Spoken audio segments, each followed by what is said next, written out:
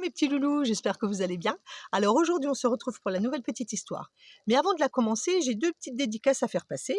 La première est pour Shana, qui vient d'avoir 7 ans. Donc c'est de la part de sa mamie Ludivine. Et l'autre dédicace est pour Nina et Selena. Alors je vous fais de gros bisous à toutes les trois.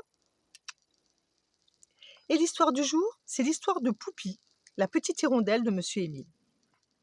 Il était une fois une petite hirondelle qui s'appelait Poupie. Au printemps, elle venait nicher chez Monsieur Émile. C'était un vieux monsieur très gentil qui attendait impatiemment la venue de la petite hirondelle tous les ans. Mais cette année, Poupie n'est pas encore arrivée chez Monsieur Émile, et ce dernier est très inquiet, car c'est la première fois que la petite hirondelle n'est pas au rendez-vous. Qu'a-t-il bien pu lui arriver? Non loin de là, Poupie était en train de vivre une terrible catastrophe.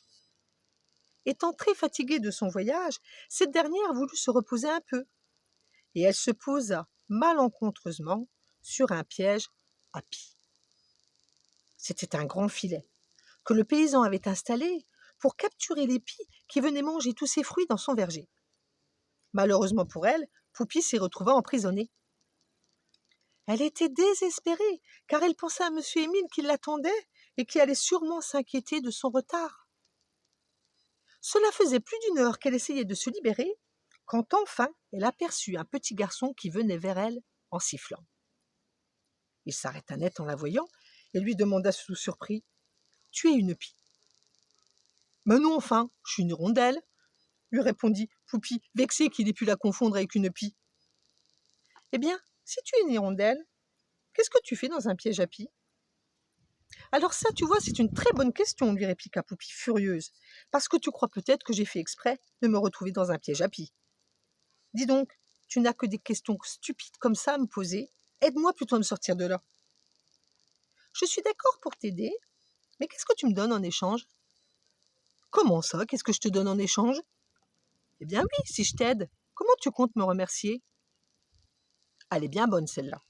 Tes parents ne t'ont pas appris que l'on ne rend pas service pour obtenir quelque chose en échange ?»« Oh, peut-être qu'ils me l'ont dit, mais j'ai dû oublier. Mais là, en ce moment, je crois que tu as vraiment besoin de moi.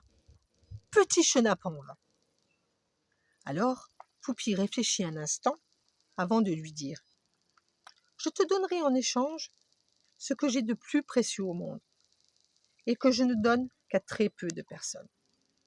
Cette chose, tu la garderas à tout jamais dans ton cœur. »« Waouh, c'est génial !» s'écria le petit garçon tout heureux. « Et quelle est cette chose si précieuse ?»« C'est mon amitié. » Ce dernier fixa alors Poupie. Des larmes coulaient le long de ses joues et il lui dit « C'est le plus beau cadeau que l'on ne m'ait jamais fait. » Il libéra alors la petite hirondelle tout heureux d'avoir une nouvelle amie. « Maintenant que l'on est amis, lui dit-il, tu me promets de venir me voir tous les ans ?»« Promis, lui répondit Poupie. Je passerai te voir avant d'aller voir Monsieur Émile. »« Monsieur Émile ?» s'exclama le petit garçon. « Eh bien oui, c'est mon ami. C'est un vieux monsieur très gentil qui habite près d'ici. »« Mais je le connais, ton Monsieur Émile.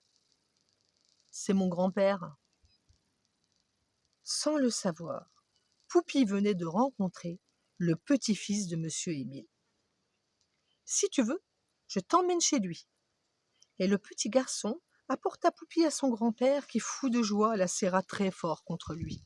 « Attention, Monsieur Émile, lui dit-elle, je suis fragile tout de même. » Depuis ce temps, tous les ans au printemps, Poupie retourne voir Monsieur Émile, sans oublier, bien sûr, de passer dire bonjour à son nouvel ami.